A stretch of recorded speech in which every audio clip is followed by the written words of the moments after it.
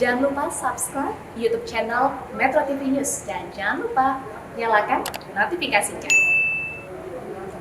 Dalam kurun waktu 3 bulan, Kementerian Perdagangan telah menerbitkan 4 peraturan menteri guna mengatasi kelangkaan dan kenaikan harga minyak goreng. Bahkan 3 hari lalu, janji Mendak untuk mengungkap pelaku mafia migas juga tidak terbukti.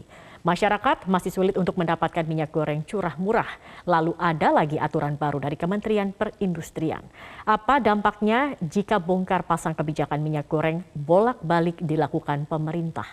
Sudah bersama kami Ketua Yayasan Lembaga Konsumen Indonesia, Tulus Abadi. Selamat sore, Mas Tulus.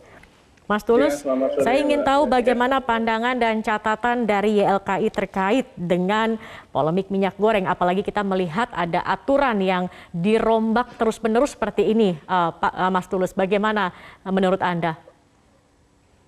Ya, dengan berganti-ganti aturan yang ditetapkan pemerintah itu menunjukkan bahwa sebenarnya memang pemerintah belum menemukan resep yang sebenarnya untuk mengatasi persoalan ini, ya, sehingga pemerintah mencoba berbagai jurus, tapi sampai detik ini jurus itu tidak ampuh, ya, dan kemudian di lapangan konsumen tetap masih mendapatkan kesulitan minyak goreng, baik pada aksesibilitas maupun juga dari sisi harga, ya, karena kami masih banyak menerima laporan harga yang ditetapkan pemerintah dengan HET Rp14.000, di Jakarta sekalipun harganya masih Rp22.000 per liter di pasar DKI Jakarta. Ini artinya tidak efektif. Dan kemudian kalau ditetapkan tadi kebijakan berbasis industri pun, ya dari perusahaannya mungkin sudah sesuai dengan ukuran yang ditetapkan dengan harga yang sama dengan pemerintah, ada harga premium dan harga HET. Tetapi ketika di pasaran itu bisa lain ceritanya. Nah, ini sebenarnya hal yang secara market, hal yang normal karena kemudian ada 2 jenis harga yang berbeda untuk komoditas yang nyaris sama, ya, sehingga akhirnya menimbulkan anomali-anomali di level empirik, baik dari level konsumennya maupun level para pedagang dan juga distributor besar. Mas Tulus, tetapi Anda melihat dengan dirombaknya aturan-aturan ini, apakah aturan ini tetap berpihak begitu kepada masyarakat atau justru merugikan masyarakat? Ya, di atas kertas tentu itu aturan yang berpihak kepada masyarakat, tetapi di lapangan, di level implementasi itu bisa lain ceritanya. Karena sebenarnya ya mau tidak mau ini kan masalah minyak goreng, CPO dan sawit itu sejak dari sananya, dari hulu sudah bermasalah, sehingga ini sebenarnya yang harus diatasi.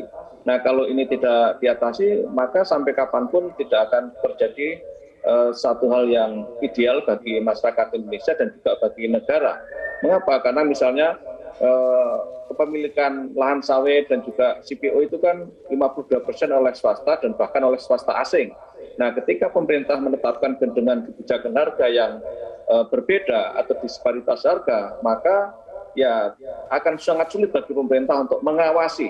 Karena kan jalur-jalur distribusi minyak goreng ini kan sangat panjang, ya, dan pemerintah tidak memegang barangnya, pemerintah tidak memegang jalur distribusinya, murni oleh swasta. Sehingga sekali lagi ketika ada disparitas harga yang tinggi, maka akan terjadi persoalan juga yang complicated. Nah, yang paling ideal memang subsidinya bersifat tertutup, ya, artinya by name by dress sehingga tidak terjadi anomali-anomali dan harga di pasaran adalah sama. Baik, subsidi tertutup ini menurut Anda yang ideal begitu ya, Mas Tulus ya. Mas Tulus, tapi kalau kita melihat begitu, kemarin juga sempat dikatakan ada dugaan mafia dan kartel yang membuat kemarin minyak goreng hilang di pasaran dan harganya juga sekarang melonjak begitu, Mas Tulus. Kalau Anda sendiri melihatnya, Mendak sempat mengatakan pada Senin kemarin akan mengungkap siapa mafia ini. Tetapi sampai saat ini belum juga ada nama yang keluar begitu dari mulut Mendak sendiri. Mengapa menurut Anda sulit sekali bagi Mendak untuk mengungkap? Apakah sebenarnya tidak berani atau masih diusut begitu, Mas Tulus? Ya, ada 3 hal yang saya cermati dari terminologi mafia ini. Pertama, pemicu mafia itu sendiri saya kira juga